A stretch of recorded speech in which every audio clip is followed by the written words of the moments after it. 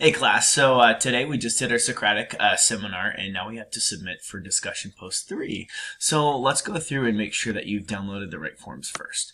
On day 5 and day 6, you're going to scroll down here into the bottom where it says use the following document to annotate the Socratic seminar today. We click on that and it should download in our download menu. Go ahead and open it up and check it out. So good, it looks like we have what we need. Go ahead and click Enable Editing. And this is where you filled in all your information. So for student 1, for student 2, and for student 3. Yes, you have to do all 3 of those. 3 different people for the class today. Don't worry about putting your own name on this because when you submit it, it's going to automatically be connected to yours. So again, make sure that's all set up and all done for there. Once you've done that, we can go ahead and minimize this for a second and move on to the next slide. Here we are in the discussion post 3.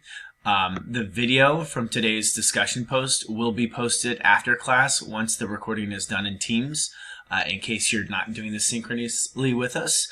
But you're going to go ahead and submit your response. Now, your response today has to be those annotated notes that we're going to submit right now, as well as your interpretation on what the protest music still is, if it's changed at all from the last 2 discussion posts. Hopefully, it's starting to morph and evolve.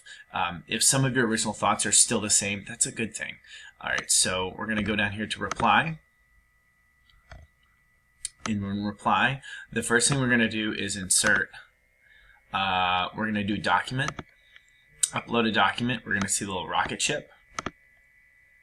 Click on it, and that's where we should find our form that we just worked on. You don't mind me, I should have more of these than you do. So right here where it says Socratic Seminar Note Submission 1, then we're going to hit Submit.